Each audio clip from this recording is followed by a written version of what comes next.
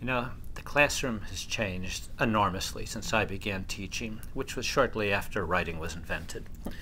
That's actually not quite true, but close to it. So I used to, just lecture with written notes, and the students presumably just took notes.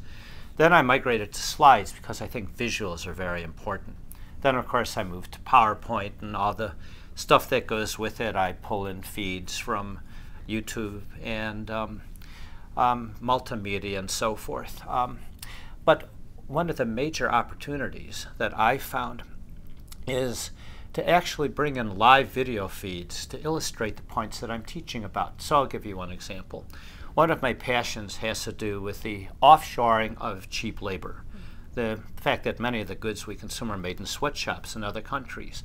So there's one factory in the Dominican Republic called the Altagracia factory that makes clothing for universities all over the country that bears their logo, in which the workers are paid 3 times the prevailing wage and form a union. And I wanted to educate my students about that. So I arranged a video feed from this factory in the Dominican Republic to my classroom, and 350 students were able to engage in conversation through a translator with the workers in that factory. Something like that would have been unthinkable when I began teaching. So it really enhances the classroom experience. What about you, Debbie?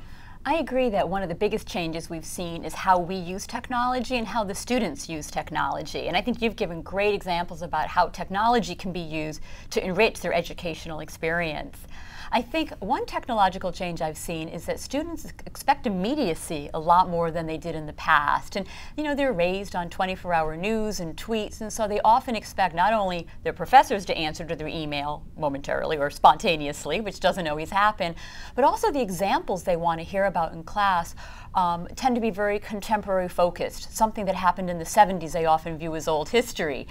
So I think our job is to kind of give a happy medium balance between history and the current day. But I also think the way students respond to material has changed a little bit. And I see this a lot at Rutgers University, where I teach, which is in New Jersey, a very diverse state. And sociology, we talk a lot about social categories like race and ethnicity, black, white, Asian. And many of my students are multiracial. They grew up in very diverse communities. So when I talk about black, Latino differences, a student might raise their hand and say, well, I'm half Dominican, half Irish. How would I be classified? And so the kind of stark categories that we've used throughout a lot of sociology's history kind of meaningless to them, and they like to interrogate those categories, which I think is really exciting. Then also another change that we've seen, at least I've seen, is that sociology has very much a social problems focus, right? We talk a lot about racism and homophobia, and my students are so much more open-minded toward things like sexual orientation, and they had gay friends and transgender friends growing up. For a long time, it was hard for them to see that gays and lesbians were a group that faced many social problems in this country because they themselves were so accepting. And I think it was only when the Tyler Clementi suicide happened on the Rutgers campus that the students' eyes were opened up to the fact that the open-mindedness that they saw in their communities, unfortunately, is not the same level of open-mindedness or closed-mindedness that we've seen elsewhere.